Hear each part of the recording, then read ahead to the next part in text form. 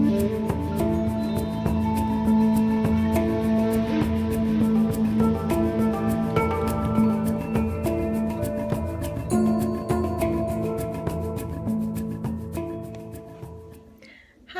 I'm Alicia, and this is the APLCrafts Handmade podcast.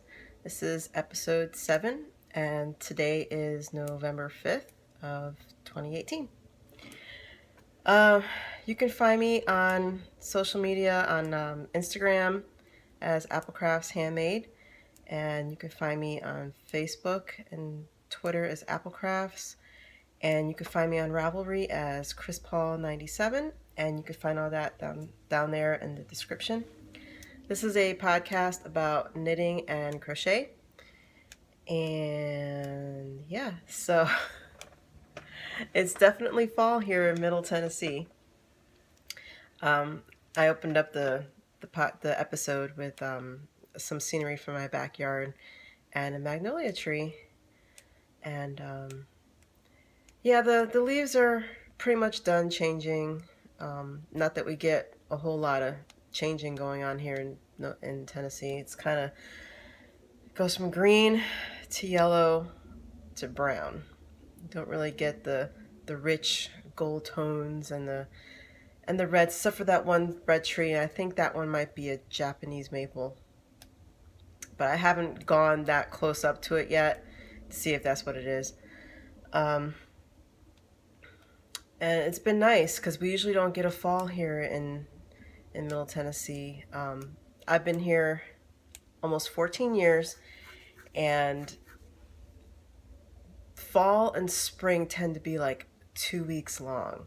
So if you start from January, picture this. So you start from January, and it's like ice storms and cold, and like I think the average temperature is maybe 10-15 degrees, January, February. March, by the end of March, it's spring. So our winter is really literally like 2.5 months long, if that. So then in March, it's spring, and that lasts about 2 weeks, maybe. And then you go into the 70s to the 80s to the 90s really quick. So by the end of April, generally speaking, it's like in the 90s all the way until the end of October. Not kidding. Then when you get into November, it will usually get down to like to the 70s. Once in a while it might get to the 60s, but it's usually in the 70s. And then by December, your average temperature is usually like in the 50s. I do remember I was writing a book that I haven't finished yet back in 2012. Yeah, that long ago. And it was Christmas, and it was 70 degrees Christmas Day, 2012. I wrote that in my book. So that's how the weather goes here. So it's been really nice to actually have a fall for like a whole month. I don't even know what to do it myself. It's like my favorite season, and I never get to enjoy it. So I've really got to enjoy it, and I got to wear, my scarves and stuff when I go out, and it's been really nice. I don't know if global warming has anything to do with that, but we won't go there because this is a knitting podcast, right?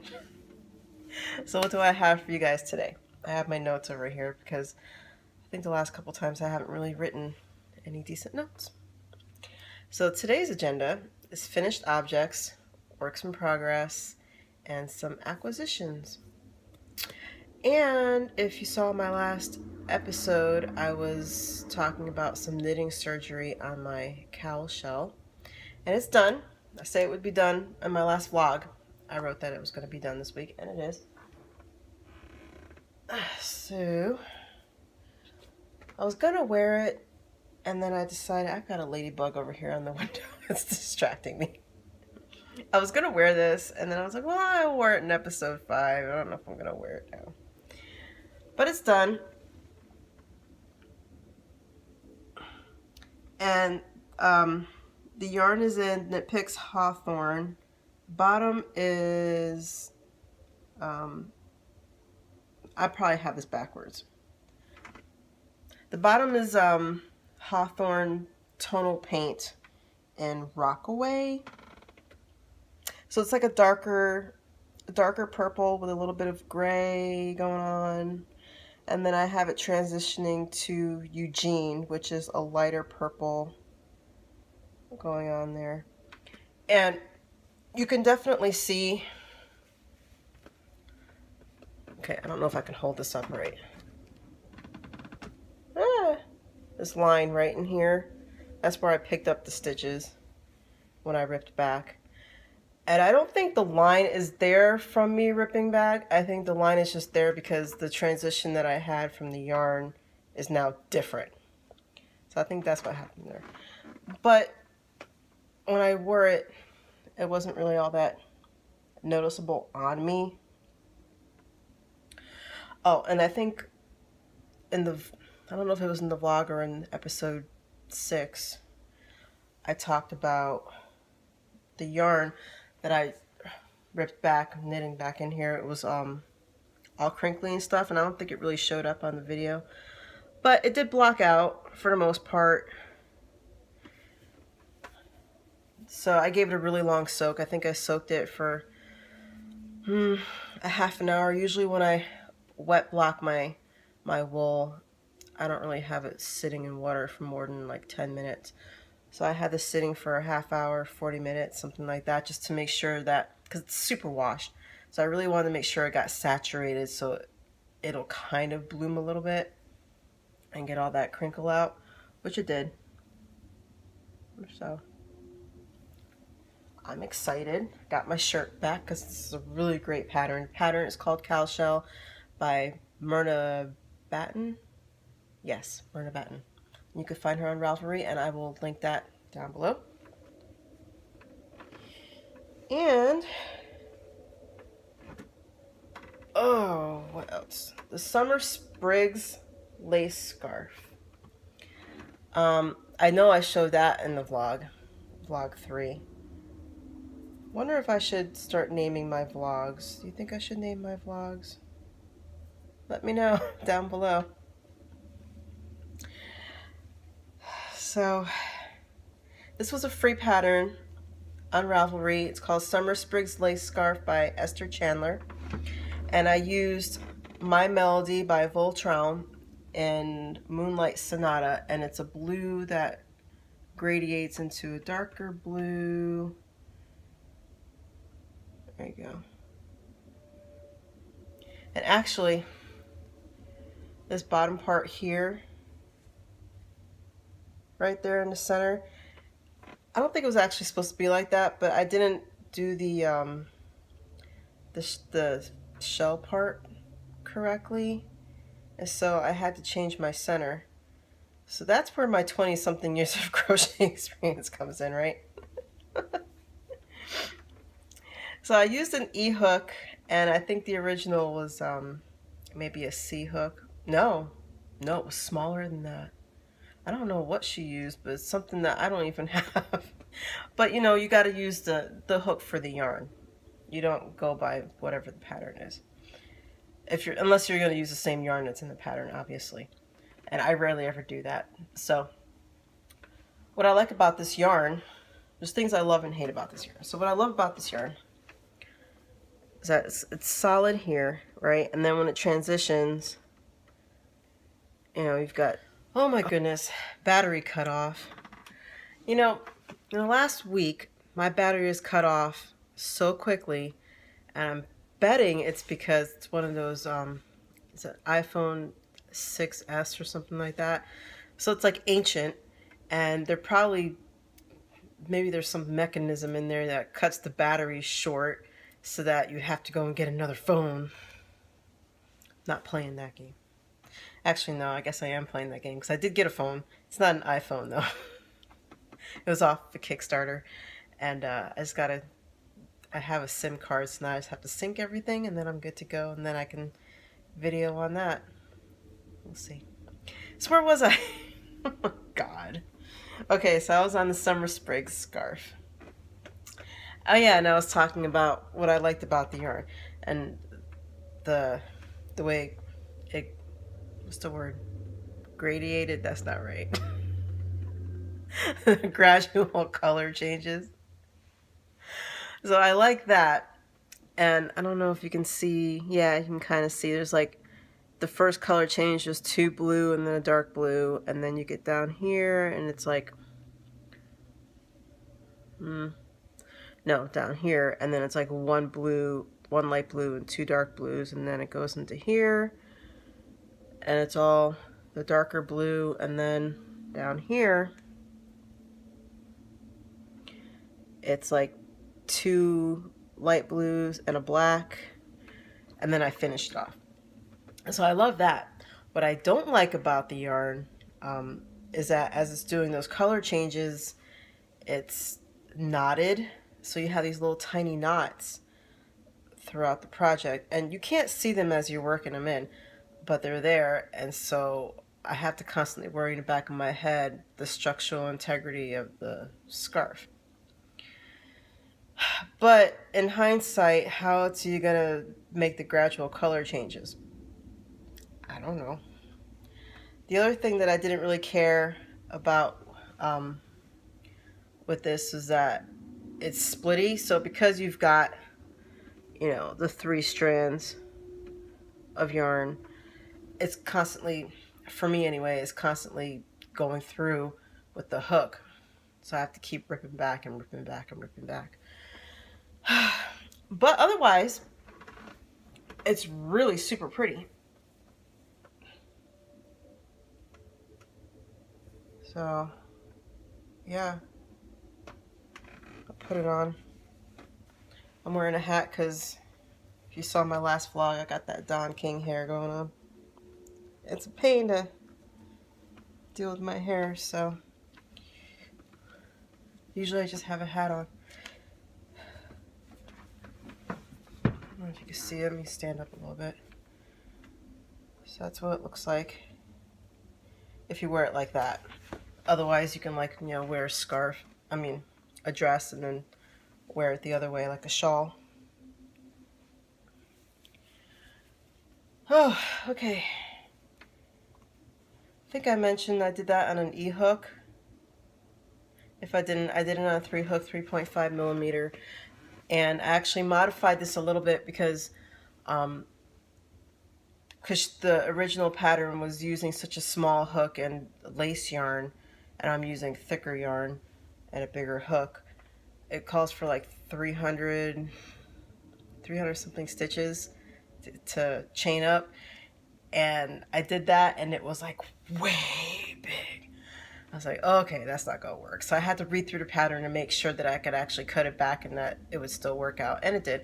So I cut it back by like 100 chains, and it got this massive thing. So you could probably even, depending on what yarn you're using, and if you're using a bigger hook, you could probably go down a little bit more. I think the key is just to have an even number. So as long as you have an even number, you should be okay.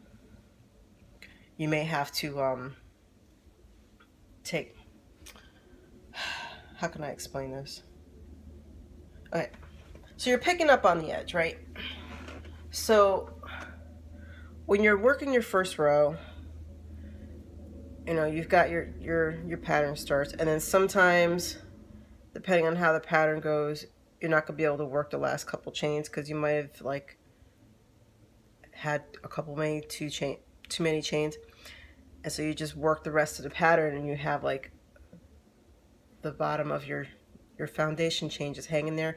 And the way I start my crochet, I can just work the yarn out and then tie it off and then weave it in. I don't think I actually the way I see people do it on tutorials, I don't know that what they're doing is the proper way to start up a foundation chain, if there even is a proper way to start off a foundation chain. It's just the way I do it. I've never seen anybody do it. And really what I do is like pretend this is the hook and this is the string. I go like this and then work my chains. Where I think most people probably just do a slip knot and then work their chains. That's just how I was taught. And it stays, it's sturdy. I've been crocheting since I was 14. I won't tell you how old I am, but I've been crocheting for a very long time. Never had anything unravel once. I had one thing recently unravel, and I think I was just doing it quick and dirty, which is why it was the way it was. But anyway. Oh, moving on. I gotta work fast because I'm sure this battery's gonna die again. freaking thing. I can't even bring my, I can't even hook it up over here. So that's kind of pissing me off.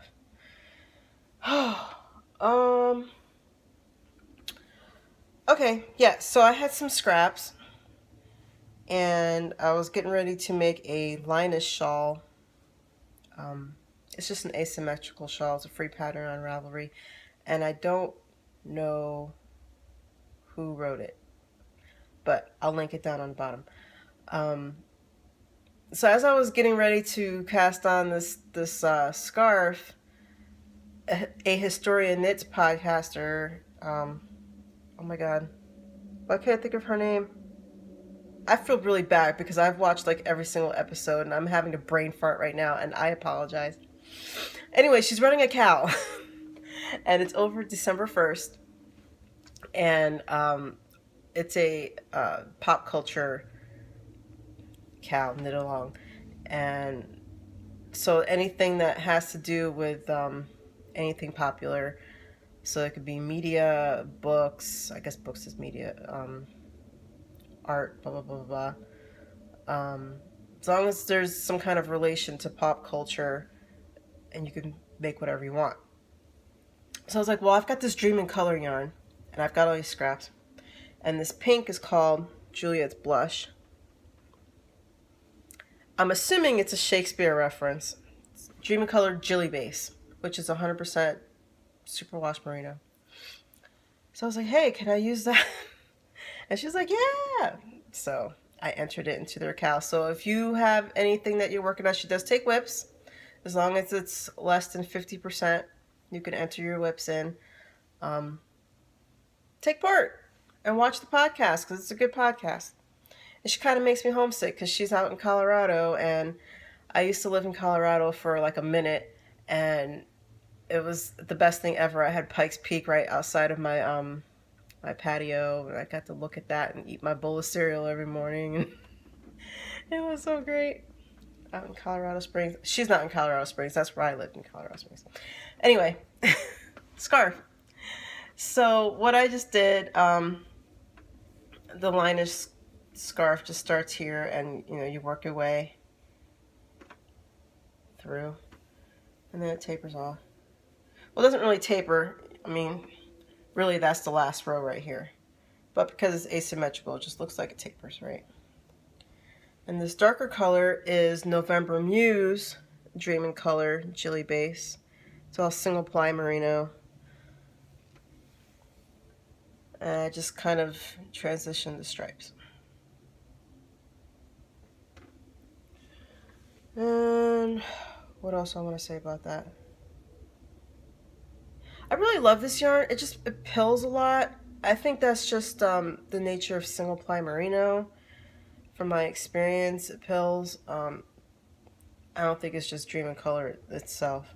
It's just the yarn. This is what that looks like. I love asymmetrical shawls and scarves.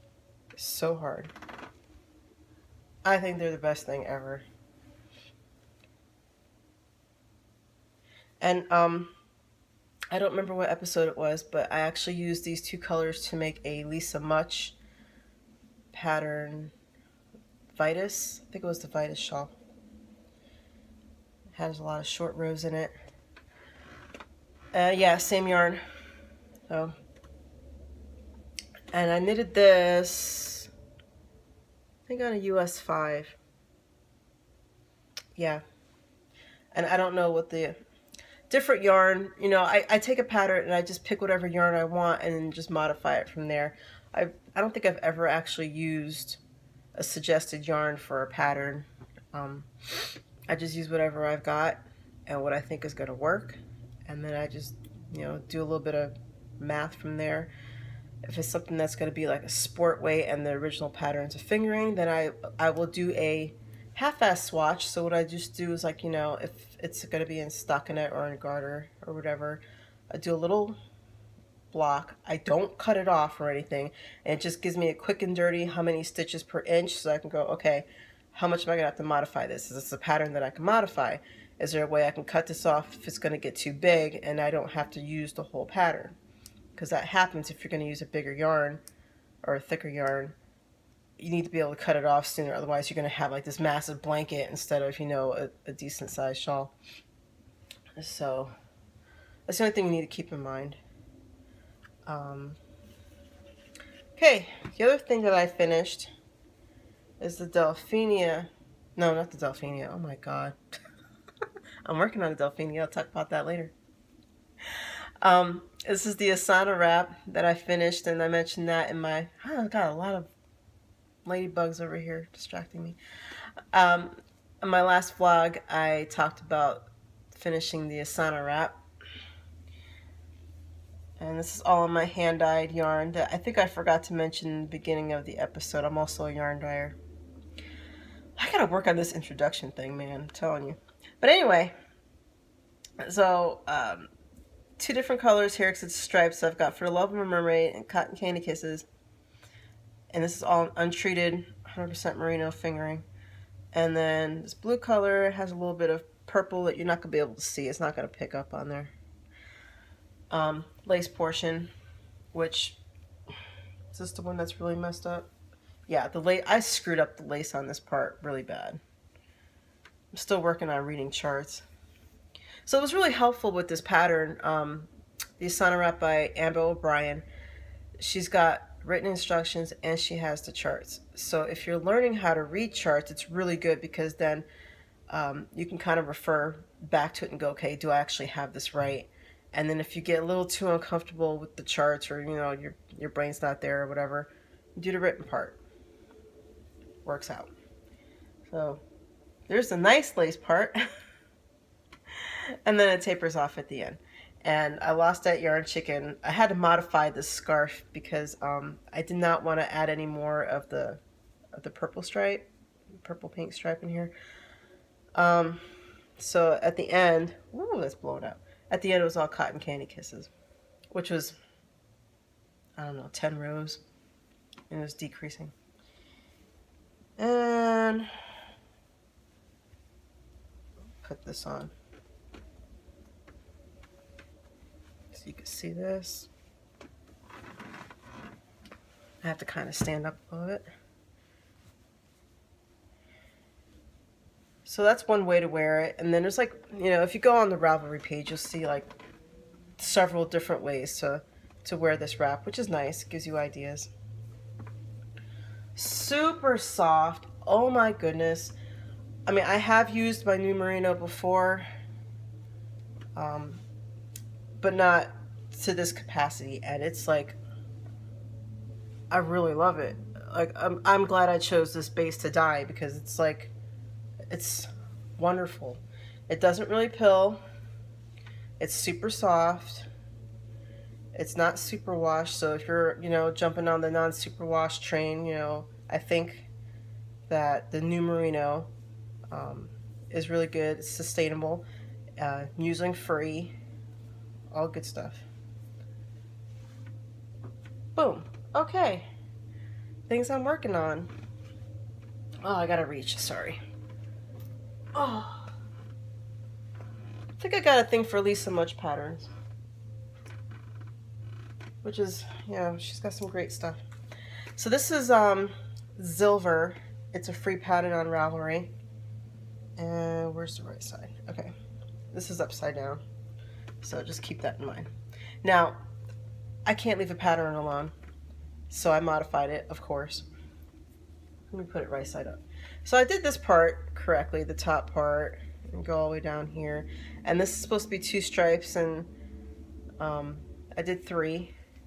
I go down and I lengthen this part, the stockinette part, and then I did 5. Lengthen that part by like a ½ an inch, and now I'm going to do 7 here on the bottom. And then after that, I'm going to do it ends on the stockinette part. So at that point, I'm going to measure it and see how long it is, because I like my shawls from end to end to be somewhere around 65 inches, pushing 70 inches for my height. I'm 4'11". So for me, that's like a really good size. And then what I do is I just measure from, I try to stretch it out as long as I can.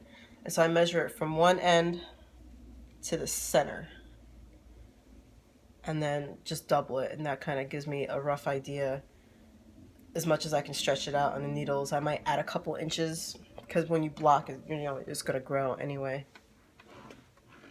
And that gives me an idea of how long the shawl is going to be.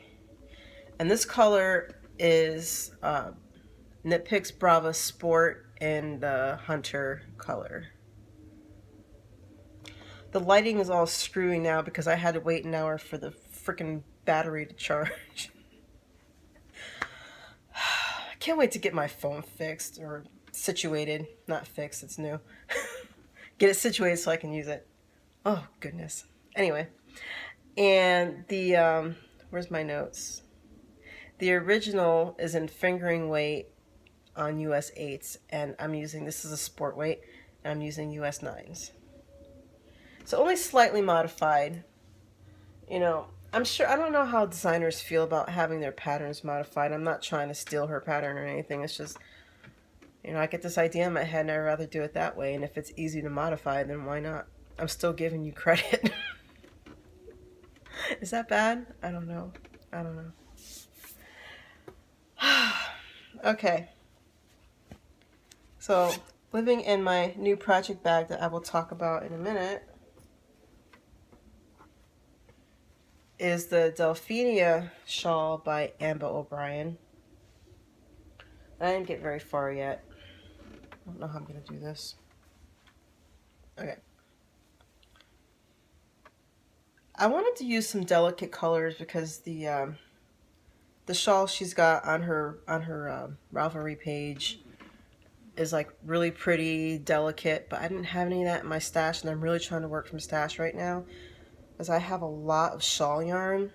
I have like 1 or 2 skeins of a lot of stuff, and I'm trying to work through all that and only buy yarn if it's a sweater quantity or a t-shirt quantity so I can move on to garments. Because if you look at my project page, all you see is scarves. I really love knitting scarves. But anyway, I saw these 2 colors and I was like, okay, it's not what I was going for, but come on, this is like friggin' gorgeous, right? It's beautiful. So this is in Hawthorne, Knit Picks Hawthorne, and the black one is the kettle dye, and it's called Blackbird, and it's just black with gray speckles, I guess you could say. And then the pink part, the dark pink, it's kind of looking red on the screen a little bit, is Hawthorne Multi and Arletta. And it's dark pinks with little flecks of like light orange and light pink and a little bit of light violet, lilac. And it's just eyelets and garter. And it's beautiful. And the original pattern is using a US 5 on fingering, and I went up to a US 8. This is also fingering, but I really wanted something that was like super ridiculously drapey even after blocking. So this is going to be cray, but I love it, and I love this yarn. It's so sheepy. Love sheepy. Oh. So this is what it looks like caked up. So this is Arletta caked up. It's I love Hawthorne. I do. It's not the softest thing to work with on your fingers, but it feels so great when it's done, at least for me. And I just love the way these colors work up. This is the Blackbird. So you can see those little strands of gray in there with the black. And yeah. Okay, so I've got acquisitions. So the Delphinia shawl is actually living in my new project bag that I just had commissioned. I love fall colors. Now look at this. Okay, it's not scrappy. I know I always talk about my scrappy bag, and Stitches by Laura has my heart. She knows this. Not endorsed, just a huge fan. But this is from Allica Designs. You can find her on gypsyspoonful.com. And she usually makes, actually, hold on. This is so cute. It's like a little hairpin, right? So it's like a fabric hairpin.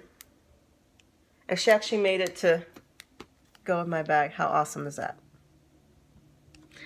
And anyway, so I was going through her shop and I saw this fabric and I was like, I need this right now. So I messaged her and I asked her, I gave her the dimensions. I was like, would you be able to do that with this fabric? And she was like, yes, I can. But she didn't have enough to do the whole thing, which is fine because the matching fabric, look at this inside. Not matching, coordinating fabric. Look at that. And I asked for pockets inside, so I've got 2 pockets in there to put, like, you know, stitch markers and whatever else you want to stick in there. And this is like the dimensions for, I would say, like for socks or for a hat or for the beginning of a shawl, like what I have right now with Delphinia. And that's her little tag. And then she's got a business card in there. I'll hold that up so you can see that. And it's shimmery. I don't know if you can pick up the shimmery on there. That's a badass business card, I gotta say. My business cards don't look this badass. It's pretty cool. Props to you, girlfriend. I will put her link down below.